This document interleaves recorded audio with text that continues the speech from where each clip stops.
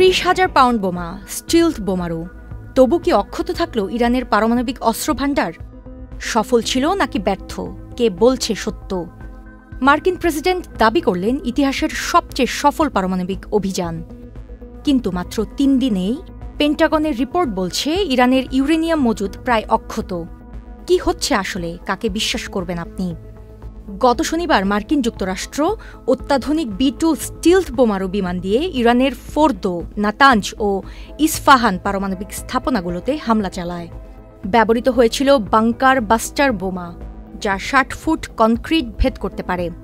Trump দাবি করেন সবকিছু ধ্বংস হয়ে গেছে, কিন্তু পেন্টাগনের ডিফেন্স ইন্টেলিজেন্স এজেন্সি জানায় ইরানের মূল ইউরেনিয়াম ভাণ্ডার ধ্বংস হয়নি, কেবলমাত্র স্থলভাগের কিছু অবকাঠামো ক্ষতিগ্রস্ত হয়েছে। LME সার্টিফাইড বিশ্বসেরা কপারে তৈরি ওয়ালটন কেবলস, যা আপনার স্থাপনাকে রাখবে সব সময় নিরাপদ। স্যাটেলাইট ইমেজে দেখা গেছে ধ্বংসস্তূপ, প্রবেশপথ বন্ধ, কিন্তু ভূগর্ভস্থ স্থাপনার অবস্থা অজানা। DI এর দাবি সেন্ট্রিফিউজগুলো অক্ষত এবং ইরান মাত্র কয়েক মাসের জন্য পিছিয়েছে। আরও চমকপ্রদ তথ্য, হামলার আগেই ইরান ইউরেনিয়ামের কিছু অংশ সরিয়ে নেয়। এখন প্রশ্ন, এই হামলা কি শুধু রাজনৈতিক বার্তা ছিল নাকি সামরিক ব্যর্থতা? হোয়াইট হাউস বলছে DI এর রিপোর্ট মিথ্যা এবং প্রেসিডেন্টকে হেয় করার ষড়যন্ত্র। অন্যদিকে গোয়েন্দা সংস্থা বলছে এই হামলা যুদ্ধ নয়, কৌশলগত বিলম্ব মাত্র।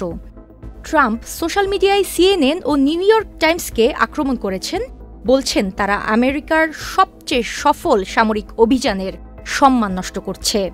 তাহলে প্রশ্ন থেকেই যায়, ইরান কি পারমাণবিক অস্ত্রে আরও এক ধাপ এগিয়ে গেল, নাকি আমেরিকা তার আসল লক্ষ্য অর্জন করল না? রাজনীতি আর গোয়েন্দা তথ্যের এই যুদ্ধের আসল সত্য কি, তা জানতে বিশ্ব তাকিয়ে আছে।